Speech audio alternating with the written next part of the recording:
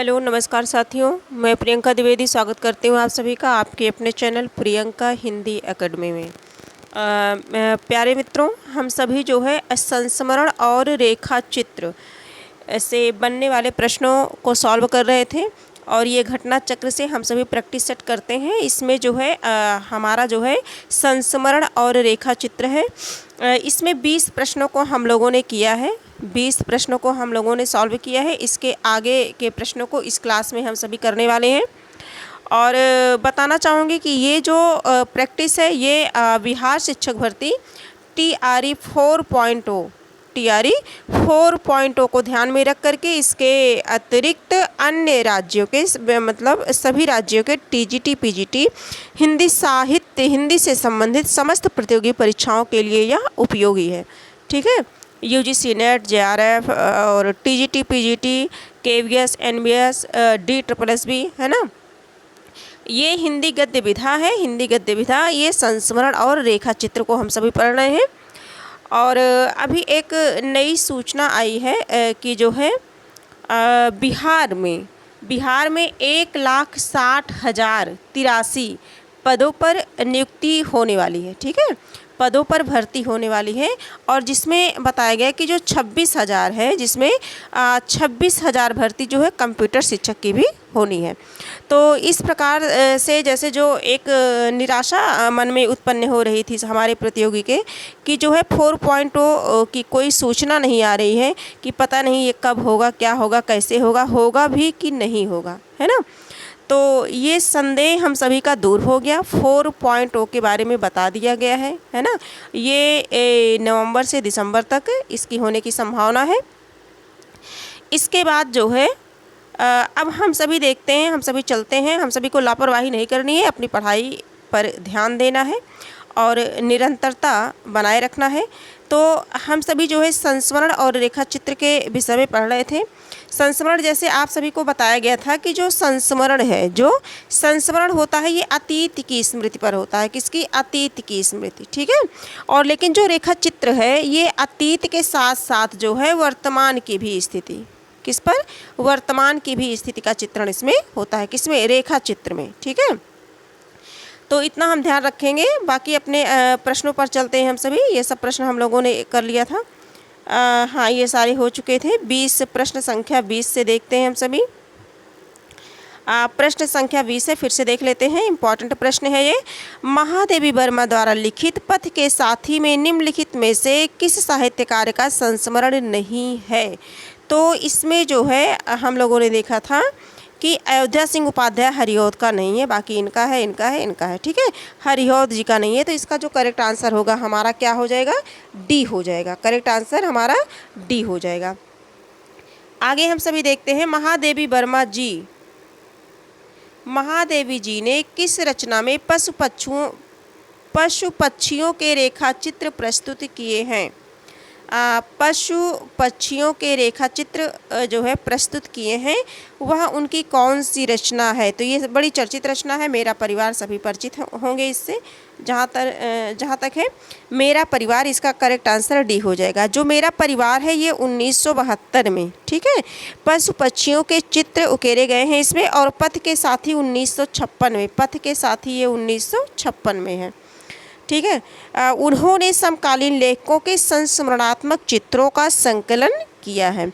आगे हम सभी देखते हैं किसके बारे में अभी चर्चा हो रही थी, तो महादेवी वर्मा जी के बारे में। ठीक है, अगला प्रश्न जो है हमारा 22 नंबर का जो प्रश्न है ये है, महादेवी वर्मा का गौरा गाय किस विधा की रचना है? गौरा गाय किस विधा की रचना है? देख लेते हैं, आंसर दिख रहा है। PGT परीक्षा 2016 का बना हुआ ये प्रश्न है। और महादेवी वर्मा का गौरा गाय किस विधा की रचना है? तो ये है रेखा चित्र विधा की। करेक्ट आंसर हमारा क्या हो जाएगा? रेखा चित्र विधा की है। ध्यान में रखेंगे, ऐसा नहीं है कि हम रेखा चित्र और संस्मरण पढ़ रहे हैं तो जितने भी प्रश्न होंगे हमारे उसी के होंगे। ये तो है ही, क्योंकि टॉपिक हमारा वही है, लेकिन हमें इसे ध्यान देना है कि कौन सी रचना किस विधा की है। ये बहुत इंपॉर्टेंट है हम सभी के लिए कि किस विधा की, कौन सी रचना किस विधा की है। ठीक है, अगला हम सभी देखते हैं। इनसे संबंधित ये इम्पॉर्टेंट है, इनसे संबंधित तथ्यों को हम पढ़ लेते हैं। मेरा परिवार 1972 महादेवी वर्मा का रेखा चित्र है, जिसमें कुल 7 रेखा चित्र संग्रहित हैं। नीलकंठ, गिल्लू, सोना और दुर्मुख खरगोश, गौरा गाय। ये प्रश्न जो हमारा बना किससे बना है? गौरा गाय से बना है। नीलू और निक्की, है ना, रोजी और रानी। वस्तुतः अंतिम रेखा चित्र निक्की, रोजी और रानी में 3 रेखा चित्र एक साथ आ गए हैं। रेखा चित्र निक्की, रोजी और रानी में रेखा चित्रों की संख्या कितनी हो गई है? 9 हो गई है। रेखा चित्रों की संख्या कितनी हो गई है? 9 हो गई। गिल्लू महादेवी वर्मा, नीलकंठ महादेवी वर्मा, गिल्लू महादेवी वर्मा, सोना महादेवी वर्मा, दुर्मुख खरगोश महादेवी वर्मा, रोजी और रानी महादेवी वर्मा, निक्की महादेवी वर्मा, ठीक है, गौरा गाय महादेवी वर्मा। इस तरह से हम सभी को इसे अपने दिमाग में बैठा लेना है। प्रश्न संख्या 23 देखते हैं। प्रश्न संख्या 23, निम्नलिखित में से कौन सा रेखा चित्र महादेवी वर्मा का नहीं है? इसमें बताना है। तो जब हम महादेवी वर्मा के जितने रेखा चित्र हैं उन्हें अगर हम पढ़े हैं तो बड़ी आसानी से सरलतापूर्वक हम बता पाएंगे। तो जो 23 नंबर का प्रश्न है इसमें हम सभी को बताना है कि कौन सा नहीं है। तो 23 नंबर का जो प्रश्न है हमारा, इसका करेक्ट आंसर हो जाएगा मंटो मेरा दुश्मन। क्या हो जाएगा? मंटो मेरा दुश्मन, क्योंकि सभी है ही हैं, जान ही रहे हैं, अतीत के चलचित, पथ के साथी, स्मृति की रेखाएं। मंटो मेरा दुश्मन ये नहीं है। ये महादेवी वर्मा का रेखा चित्र नहीं है, बल्कि ये उपेंद्र नाथ अश्क का क्या है? संस्मरण है। क्या है? संस्मरण है। किसका? अश्क जी का। अश्क का पूरा नाम उपेंद्र नाथ अश्क, ठीक है। इनका एक अन्य संस्मरण है बेदी, मेरा हमदम मेरा दोस्त। मेरा हमदम मेरा दोस्त किसका है? अश्क जी का है। आगे हम सभी पढ़ते हैं, इनके तथ्यों को देख लेते हैं, इम्पॉर्टेंट हैं ये। रेखाएं और चित्र 1955, अश्क ने चेहरे अनेक 5 भाग 1977-1988 ईस्वी में अपनी जीवन कथा प्रस्तुत की। कितने भागों में? 5 भागों में। चेहरे अनेक, ठीक है। आगे देखेंगे 24 नंबर के प्रश्न को देखेंगे। निम्नलिखित में से कौन सी रचना महादेवी वर्मा की नहीं है? ये NBS TGT परीक्षा 2019 का बना हुआ प्रश्न है। ये निम्नलिखित में से कौन सी रचना महादेवी वर्मा की नहीं है पूछा गया है। वे दिन वे लोग, अतीत के चलचित्र, स्मृति की रेखाएं, C है, D है, पथ के साथी। तो इसमें आप समझ ही गए होंगे, वे दिन वे लोग यही नहीं है, बाकी सभी किसके हैं? सभी जो है महादेवी वर्मा जी की रचनाएं हैं। तो जो करेक्ट आंसर हमारा A हो जाएगा। और A किसका है? वे दिन वे लोग शिव पूजन सहाय का रेखा चित्र है। किसका है? शिव पूजन सहाय का है। किसका है साथियों? शिव पूजन सहाय का।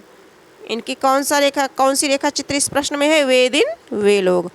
आगे हम सभी देखते हैं 25 नंबर का जो प्रश्न है हमारा, निम्न में से कौन रेखा चित्र विधा की रचना नहीं है? ऑप्शन ए है कठगुलाब, बी है क्षण बोले कण मुस्काए, सी है पुरानी स्मृतियाँ, डी है रेखाएं बोल उठी। और ये 25 नंबर का जो प्रश्न है कठगुलाब नहीं पूछा गया है ना, तो कठगुलाब करेक्ट आंसर हमारा क्या होगा? ए होगा।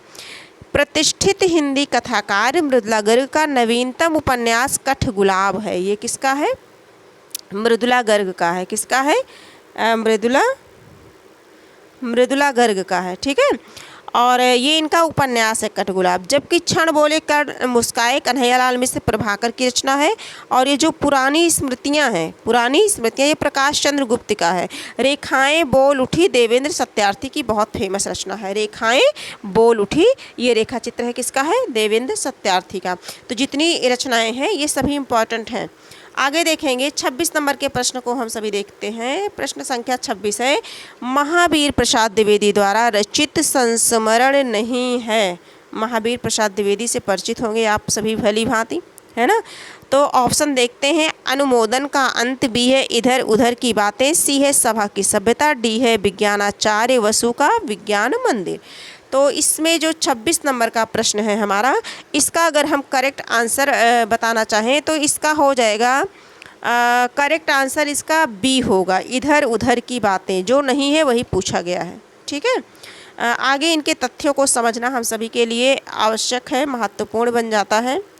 अनुमोदन का अंत फरवरी 1905, सभा की सभ्यता ये अप्रैल 1907, ठीक है, ये 1905 में, ये 1907। विज्ञानाचार्य वसु का विज्ञान मंदिर, ये जनवरी 1918 में महावीर प्रसाद द्विवेदी के संस्मरण है। और उधर की बातें, ये राम कुमार वर्मा का है, ठीक है, राम कुमार वर्मा का संस्मरण है, 1918 का है ये। आगे देखेंगे, जगत बिहारी सेठ ने मेरी बड़ी छुट्टियों का प्रथम सप्ताह, जून 1913 में। और पांडुरंग खान खोजे वाशिंगटन महाविश्वविद्यालय का स्थापना दिवनोत्सव, अक्टूबर 1913 में। तथा प्यारेलाल मिश्र ने लंदन का फाग या कोहरा, लंदन का फाग या कोहरा कब किया था? 1908 में। शीर्षक से क्या लिखे हैं? संस्मरण लिखे हैं। काशी प्रसाद जायसवाल ने इंग्लैंड के देहात में महाराज बनारस का कुआं, जुलाई 1907 में। जगन्नाथ खन्ना ने अमेरिका आने वाले विद्यार्थियों को सूचना, ये दिसंबर 1911 में। तथा भोला दत्त पांडे ने मेरी नई दुनिया संबंधिनी राम कहानी, ये दिसंबर 1909 में नामक संस्मरण ये लिखे गए हैं, ठीक है। इन्हें दोबारा पढ़ने की ज़रूरत है, नहीं तो ये चीज़ें याद नहीं रहेंगी, और इन्हें पढ़ लीजिएगा आप सभी फिर से। आगे हम सभी बढ़ते हैं, 27 नंबर के प्रश्न को देखते हैं। निम्नलिखित में से कौन सा संस्मरण रेखा चित्र विधा की रचना नहीं है? फिर देखिए प्रश्न में नहीं शब्द बन रहा है प्रश्न, और इसका जो 27 नंबर का है ये है पद्म पराग अतीत के चलचित्र रेखा चित्र विधा की रचना नहीं है। माटी की मूर्तें, अगला है ज्योतिश्वर बिहग, यही है, यही डी वाला ऑप्शन हमारा सही है ना। और ये प्रश्न कब बना था? ये जो है आश्रम पद्धति प्रयोक्ता परीक्षा में बना था। ये पद्म पराग जो है पद्म सिंह शर्मा का, अतीत के चलचित्र महादेवी वर्मा का, सभी परिचित है। माटी की मूर्तें वृक्षवेणीपुरी का। ये संस्मरण रेखा चित्र है ज्योति विहग शांतप्रिय द्विवेदी द्वारा है। सुमित्रा नंदन पंत पर लिखी गई आलोचनात्मक पुस्तक है। कैसी है? आलोचनात्मक पुस्तक है। किस पर लिखी गई है? सुमित्रा नंदन पंत पर लिखी गई है। किसने लिखा है? शांतप्रिय द्विवेदी ने, है ना। रचना कौन सी है? ज्योति विहग, ठीक। आगे देखेंगे 28 नंबर का जो प्रश्न है, श्री राम शर्मा की बोलती प्रतिमा रचना की विधा है। बोलती प्रतिमा रचना की विधा है। श्री राम शर्मा बोलती प्रतिमा रचना की विधा है। ऑप्शन ए है रेखा चित्र, बी है संस्मरण, सी है आत्मकथा, डी है जीवनी। तो 28 नंबर का जो प्रश्न है ये हो जाएगा बोलती प्रतिमा क्या है? रेखा चित्र है। बोलती प्रतिमा क्या है? रेखा चित्र है। और ये कब की है? 1937 की है, 1937 की है। उनका एक रेखा चित्र जंगल के जीव भी है, जंगल के जीव, श्री राम शर्मा का, ठीक है। आगे देखेंगे वर्ष 1936-37 से हिंदी रेखा चित्र में विकास की रेखाएं क्रमिक रूप से मिलने लगती हैं। इतना हमें ध्यान देना है कि जो बोलती प्रतिमा है ये रेखा चित्र है, और किसका है? श्री राम शर्मा का है, ठीक है। और इनके बारे में अगर इनकी दूसरी जानना चाहेंगे तो जंगल के जीव ये भी क्या है? रेखा चित्र है, इन्हीं का है। जंगल के जीव, दूसरी क्या है? जंगल के जीव, है ना, जंगल के जीव। अब आगे हम सभी देखते हैं 28-29 नंबर के प्रश्न पर चलते हैं। प्रश्न संख्या 29 देखते हैं। 29 नंबर का जो प्रश्न है, बोलती प्रतिमा के रचनाकार इनमें से कौन है? बोलती प्रतिमा, अभी हम लोगों ने इस प्रश्न को किया, तो श्री राम शर्मा जा रहे हैं। आगे देखें श्री राम शर्मा। आगे देखेंगे जंगल के जीव। तो जंगल के जीव ये भी जो है श्री राम शर्मा जी का ही है। अभी हम लोगों ने दोनों रचनाएं देखी, तो करेक्ट आंसर हमारा सी हो जाएगा। प्रश्न संख्या 31 पे देखते हैं, 31 पे चलते हैं। जंगल के जीव कृति के लेखक है। तो जंगल के जीव, उसी प्रश्न को घुमा दिया है श्री राम शर्मा, करेक्ट आंसर भी हो जाएगा। आगे हम सभी देखते हैं हिंदी में शिकार साहित्य के अप्रतिम लेखक हैं। ऑप्शन ए है जगमोहन सिंह, बी है चंद्रधर शर्मा गुलेरी, सी है श्री राम शर्मा, डी है इनमें से कोई नहीं। देखिए किस तरह से प्रश्न बनते हैं परीक्षा में, है ना। तो इसका अगर पूछा जाए जंगल के जीव नहीं शिकार, प्रश्न संख्या 32 है ना, शिकार साहित्य के अप्रतिम, तो ये श्री राम शर्मा ही हैं। कौन है? श्री राम शर्मा ही है। करेक्ट आंसर हमारा सी हो जाएगा। प्रश्न संख्या आगे बढ़ते हैं, थोड़ा सा पढ़ लेते हैं। श्री राम शर्मा ने शिकार के संबंध में बहुत से लेख लिखे हैं। शिकार के संबंध में बहुत से लेख लिखे हैं। बोलती प्रतिमा 1937 अभी चर्चा हुई इसकी, और वे जीते कैसे हैं 1957 में। इनके रेखाचित्र संस्मरण संग्रहित हैं। इन संग्रहों में वे ही चित्र अधिक प्रभावशाली हैं जो शिकार से संबंध है। आगे देखेंगे 33 नंबर के प्रश्न को देखेंगे। हिंदी में रेखाचित्र के प्रथम रचयिता पंडित पद्म सिंह शर्मा की रचना का नाम है। पंडित पद्म सिंह की रचना का नाम बताना है। प्रश्न संख्या है हमारा जो है 33 नंबर का जो प्रश्न है ये पद्म सिंह शर्मा का पद्म पराग है ना। हिंदी के प्रारंभिक संस्मरण रेखा चित्रों में प्रवर्तक पद्म सिंह शर्मा ही माने जाते हैं, यही माने जाते हैं पद्म सिंह शर्मा, ठीक है। पथ के साथी ये लिखा गया है, इसी के सामने लिख देते हैं। पथ के साथी 1956 महादेवी वर्मा की रेखा चित्र है। 10 तस्वीरें ये जो है जगदीश चंद्र माथुर का है, ठीक है। रेखा और रंग विनय मोहन शर्मा का है। रेखा और रंग किसका है? विनय मोहन शर्मा का है। तो इस तरह से हम लोगों ने देख लिया। आगे 10 तस्वीरें अभी किसकी बताई गई? जगदीश चंद्र माथुर। 10 तस्वीरें किसकी है? जगदीश चंद्र माथुर की हैं। अब हम अगले प्रश्न पर चलते हैं। प्रश्न संख्या 34 देखते हैं। हाँ, तो इसमें जो संस्मरण और रेखा चित्र से संबंधित 33 प्रश्न थे। अब हमारा जो टॉपिक है गद्य की अन्य विधाओं में है रिपोर्टाज। क्या है? रिपोर्टाज है। इसका जो पहला प्रश्न है हमारा देखते हैं। हिंदी में रिपोर्टाज का आरंभ किस युग में हुआ था? ऑप्शन बताना है हमें किस युग में हुआ था। तो ये प्रसादोत्तर युग या छायावादोत्तर युग में। करेक्ट आंसर हमारा डी हो जाएगा। इनके तथ्यों को समझते हैं। हिंदी में रिपोर्टाज लेखन की परंपरा शिवदान सिंह चौहान की रचना लक्ष्मीपुरा दिसंबर ये 1938 में आरंभ हुई थी। ये इम्पॉर्टेंट है। हंस के समाचार और विचार तथा अपना देश स्तंभों के अंतर्गत भी उनकी इस शैली की अनेक रचनाएं प्रकाशित हुई हैं, जिनमें मौत के खिलाफ जिंदगी की लड़ाई विशेष रूपेण उल्लेखनीय है। छायावाद का काल 1918 से 1938 तक माना जाता है। तत्पश्चात छायावादोत्तर युग प्रारंभ होता है। कहने का मतलब इसके पश्चात छायावादोत्तर युग का प्रारंभ होता है। अतः स्पष्ट है कि हिंदी में रिपोर्टाज का आरंभ प्रसादोत्तर युग या छायावादोत्तर युग से माना जाता है। हमारा प्रश्न क्या था? रिपोर्टाज का आरंभ किस युग से माना जाता है? तो शायद ये प्रश्न स्पष्ट हो गया। नवीन रिपोर्टाज की परंपरा किस रचना से आरंभ होती है? तो ये लक्ष्मीपुरा से। करेक्ट आंसर लक्ष्मीपुरा किसकी है? शिवदान सिंह चौहान की है। किसकी है? शिवदान सिंह चौहान की है। कब की है? 1938 की। आगे बढ़ते हैं हम सभी। प्रश्न संख्या 3 देखते हैं। लक्ष्मीपुरा किस विधा की रचना है? तो ये क्या है? रिपोर्टाज है। क्या है? रिपोर्टाज है। करेक्ट आंसर हमारा सी हो जाएगा। अगला देखते हैं। चौथा नंबर प्रश्न संख्या 4 देखते हैं। हिंदी साहित्य के पहले रिपोर्टाज लेखक होने का श्रेय किसे प्राप्त है? तो शिवदान सिंह चौहान को। किसे है? शिवदान सिंह चौहान। करेक्ट आंसर हमारा सी ही होगा, ठीक है। आगे हम सभी देखेंगे। अल्मोड़े का बाजार इम्पॉर्टेंट है, किस विधा की रचना है? तो जीवनी है, बी है रिपोर्टाज, सी है प्रगीत, डी है यात्रावृत्ति। तो सभी समझ गए होंगे कि क्या है? रिपोर्टाज है। क्या है? रिपोर्टाज है। अल्मोड़े का बाजार ये क्या है? रिपोर्टाज रचना है, ठीक है। तो हम लोगों ने रिपोर्टाज से संबंधित कितने प्रश्न किए? 5 प्रश्न किए।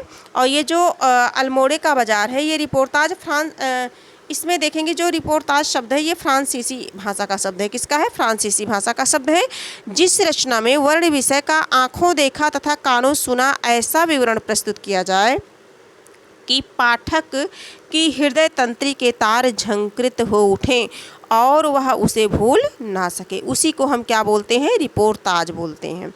और जो ये अल्मोड़े का बाजार है ये रिपोर्टाज विधा की रचना है। और अगर इसके लेखक की बात की जाए तो प्रकाश चंद्र गुप्त हैं। कौन है? प्रकाश चंद्र गुप्त हैं। प्रकाश चंद्र गुप्त हैं। क्या है? प्रकाश चंद्र गुप्त।